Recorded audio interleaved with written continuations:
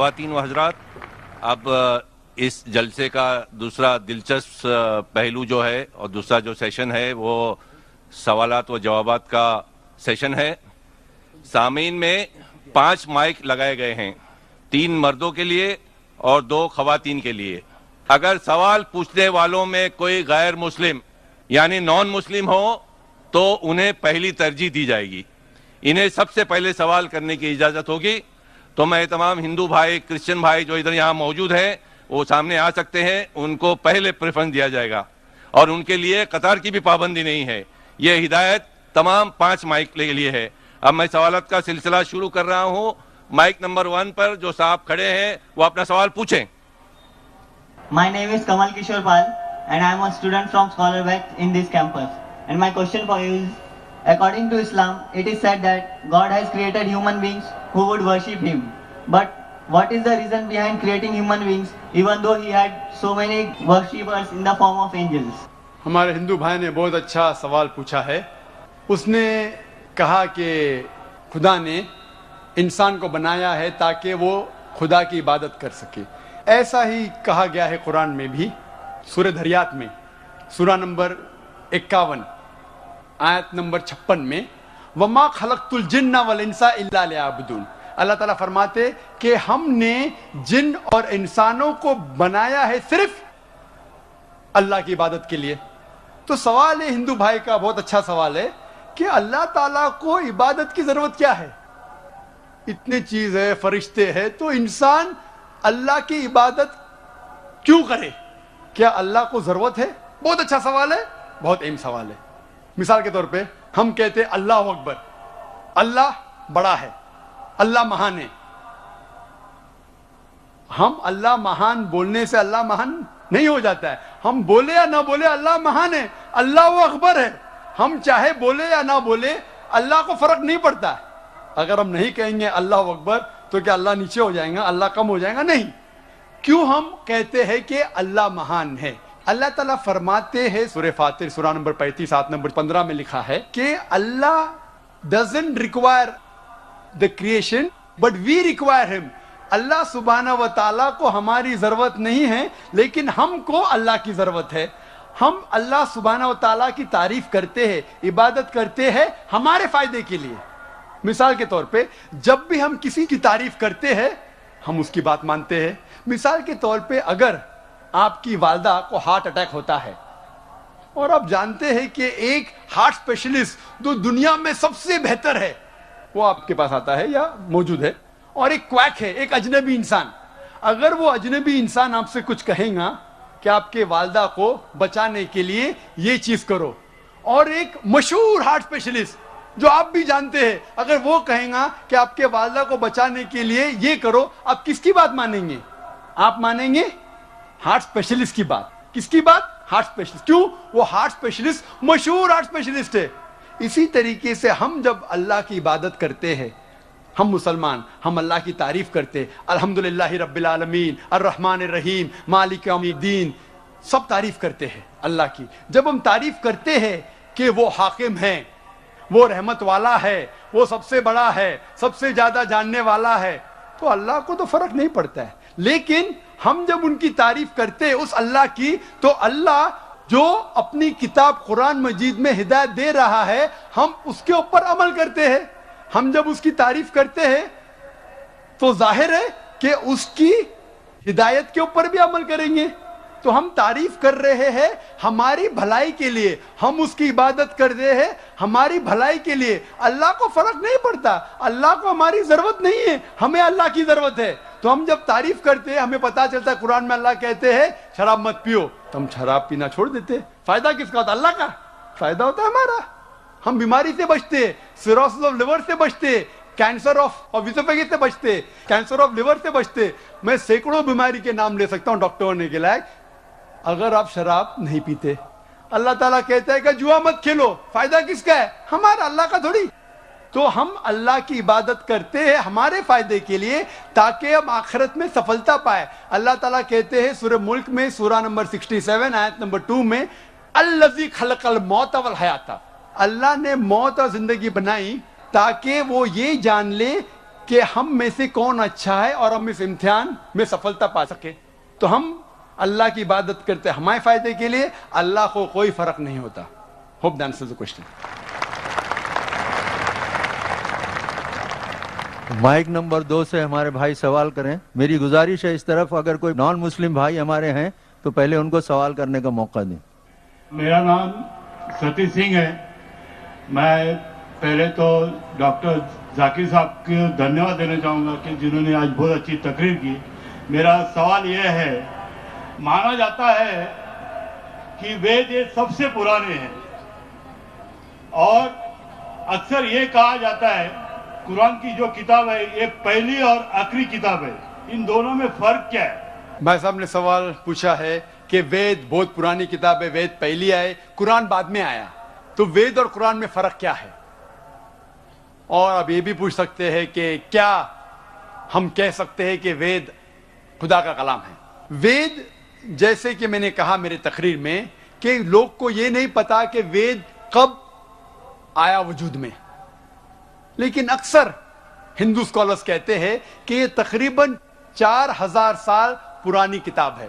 قرآن مجید 1400 سال پرانی ہے, تو ظاہر ہے کہ وید پہلے آیا ہے. قرآن مجید میں لکھا ہے سورہ رعد میں سورہ نمبر 13 آیت نمبر 38 میں, لِكُلِّ اجل کتاب, ہر دور میں اللہ نے ایک کتاب نازل کی. نام سے صرف 4 کتابوں کا ذکر ہے, توراہ, زبور, انجیل اور قرآن. توراہ وہ وحی ہے, وہ کتاب ہے جو اللہ تعالیٰ نے موسیٰ علیہ السلام پہ نازل کی. زبور وہ کتاب ہے, وہ وحی ہے جو داؤد علیہ السلام پہ نازل کی.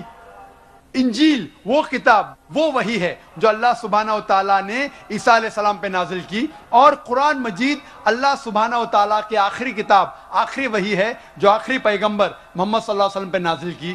لیکن نام سے صرف 4 کتابوں کا ذکر ہے قرآن میں, لیکن قرآن میں لکھا ہے کہ اللہ تعالیٰ نے کئی کتابیں بھیجی, صحف ابراہیم اور کئی کتابیں. تو آپ کا سوال ہے وید اور قرآن میں فرق کیا ہے؟ جتنے بھی کتابیں قرآن مجید کے پہلے آئے وہ صرف اپنے لوگوں کے لیے آئے تھے, اور وہ سارا پیغام جو کتاب میں لکھا ہے اس کتاب میں وہ محدود تھا صرف ایک وقت کے لیے.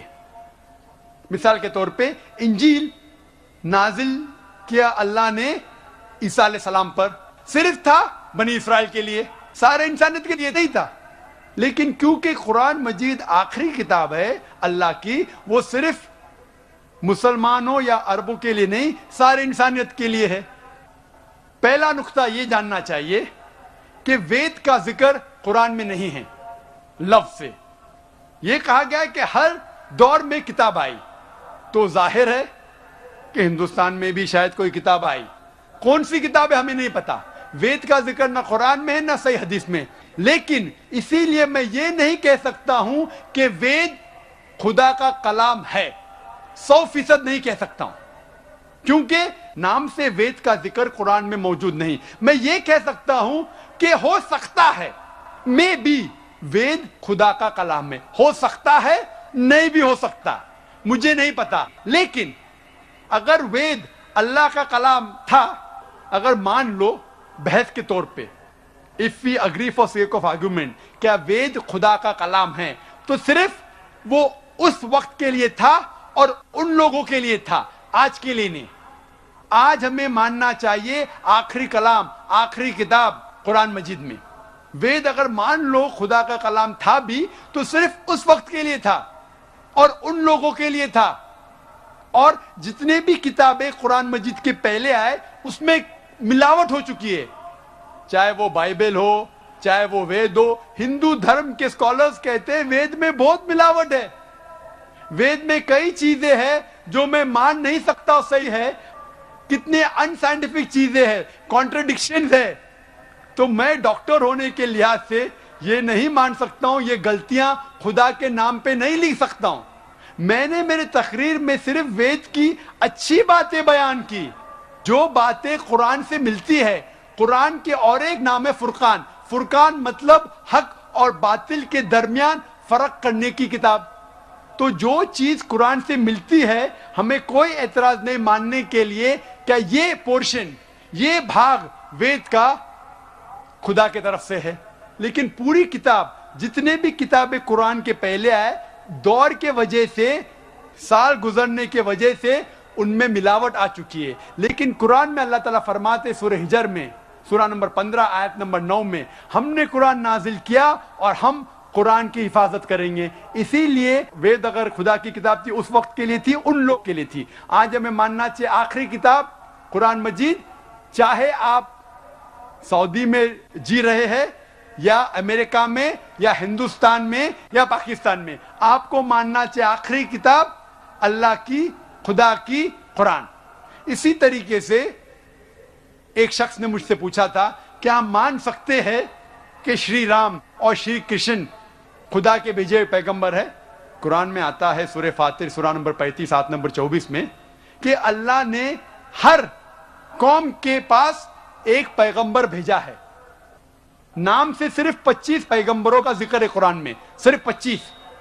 لیکن ہمارے آخری پیغمبر محمد صلی اللہ علیہ وسلم کہتے ہیں کہ اللہ نے اس زمین پہ 1,24,000 پیغمبروں کو بھیجے ہیں, نام سے صرف 25 کا ذکر ہے. تو اگر کوئی شخص مجھ سے پوچھتا ہے کہ شری کرشن یا شری رام کیا پیغمبر ہو سکتے ہیں خدا کے, تو میں یہ کہہ سکتا ہوں کیونکہ ان کا نام قرآن میں موجود نہیں ہے, ہو بھی سکتے ہیں نہیں بھی ہو سکتے ہیں. کچھ لوگ کہتے ہیں رام علیہ السلام, رام علیہ السلام میں نہیں کہہ سکتا, وہ پیغمبر ہو بھی سکتے نہیں بھی ہو سکتے. لیکن اگر وہ پیغمبر تھے تو صرف اس وقت کے لیے تھے اور ان لوگوں کے لیے تھے. جتنے بھی پیغمبر آخری پیغمبر محمد صلی اللہ علیہ وسلم کے پہلے آئے صرف ان لوگوں کے لیے تھے. آج ہمیں ماننا چاہیے آخری پیغمبر محمد صلی اللہ علیہ وسلم پہ ساری دنیا کو, ساری انسانیت کو. Hope that answers the question. I am Kalpana and I am an engineer by profession. Zakir Naik, in your speech you have mentioned that Hindu is a geographical definition.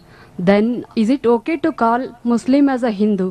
Rather, I would like to ask you whether a Muslim would like to be called as a Hindu. بھائی نے اچھا سوال پوچھا ہے کہ ہندو ایک geographical definition ہے, تو کیا میں پسند کروں گا اپنے آپ کو ہندو بولنا؟ کیا مسلمان اپنے آپ کو ہندو بول سکتے؟ جیسے میں نے کہا ہندو کے 2 ڈیفینیشن ہیں. جیوگرافیکل وائز بے شک میں ہندو ہوں کیونکہ میں بھارت دیش میں رہتا ہوں. جیوگرافیکل ہندو کے معنی وہ شخص جو ندی سندھو یا ندی اندس کے پاس رہتا ہے, اور میں اس دیش میں رہتا ہوں, اور میں گرو سے کہہ سکتا ہوں کہ میں انڈین ہوں. I am proud to be an Indian. اگر میں اس کا ترجمہ کرتا ہوں تو جیوگرافیکلی میں ہندو ہوں, لیکن ریلیجیسلی اگر آپ مجھ سے پوچھتے ہیں کیا میں ہندو ہوں, کیا میں ہندو دھرم کی کتابوں میں مانتا ہوں, ساری چیزوں پہ عمل کرتا ہوں, تو میں دھارمک طور سے ہندو نہیں ہوں. کیونکہ میں مطالعہ کر چکا ہوں, اس میں کئی چیزیں صحیح بھی کئی غلط بھی ہے, کئی ٹکراؤ ہے, تو اس کو میں قبول نہیں کر سکتا. تو جیوگرافیکلی میں ہندو ہوں, دھارمک طور سے میں ہندو نہیں ہوں. جیوگرافیکلی میں ہندو ہوں اور ساتھ ساتھ مذہبی میں مسلم ہوں, کیونکہ میں ساری خواہشات, ساری رضا میری اللہ کے حوالے کر چکا ہوں, اسے کہتے ہیں مسلم. So I am a Muslim religiously. Geographically I am an Indian, which you can say geographically I'm a Hindu but not religiously. Hope that answers the question.